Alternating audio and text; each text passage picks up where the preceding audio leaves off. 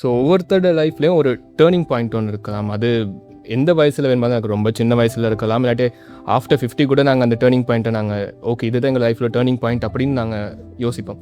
So அந்த மாதிரி உங்களுடைய லைஃப்பில் ஓகே இதுதான் என்னுடைய கால் அப்படின்றது நீங்கள் எப்போ எடுத்தீங்க? அது நடந்தது 10 வயசுல. ம் சின்ன வயசுல எனக்கு நாம ஏன் பிறக்கிறோம், என்ன பண்றோம் அப்படிங்கிறது நமக்கு தெரியாது.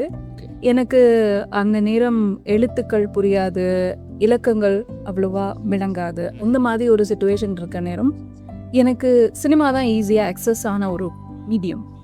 நிறைய சினிமா பார்ப்பேன், நிறைய கார்ட்டூன் பார்ப்பேன்.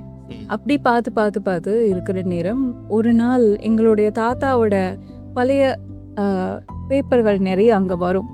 அந்த மவுண்ட் லெவனியா ஹோட்டல் பக்கத்தில் இருந்தனாலையும் சரி, இன்னும் நிறைய ஹோட்டல்ஸ் சுற்றுலாத்தலங்கள் இருந்தனால நிறைய வெளிநாட்டு பேப்பர்ஸ் எல்லாம் அங்கே வரும்.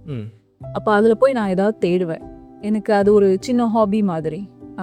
சில நேரம் அதில் முத்திரைகள் கிடைக்கும், காசு கிடைக்கும், லவ் லெட்டர்ஸ் கிடைக்கும், அது மாதிரி ஏதாவது ஒன்று கிடைக்கும், அதை சேர்த்து வச்சுக்கிறது. ஸோ ஒரு நாள் விசிடி கிடைச்சது. அந்த விசிடி எடுத்து நான் போட்டு பார்த்தேன். நமக்கு தான் சினிமா கொஞ்சம் ரொம்ப பிடிக்குமே, அதனால போட்டு பார்த்தேன்.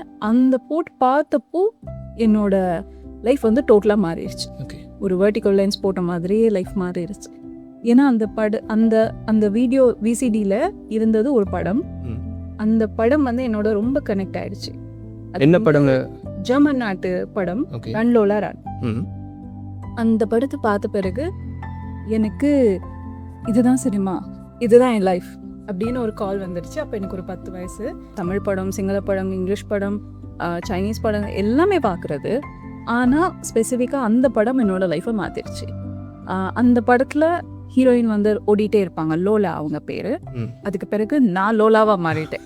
சினிமாவை தேடி நான் ஓட ஆரம்பிச்சிட்டேன். ஏன்னா அதுதான் என்னோட ஒரு பெரிய கால்.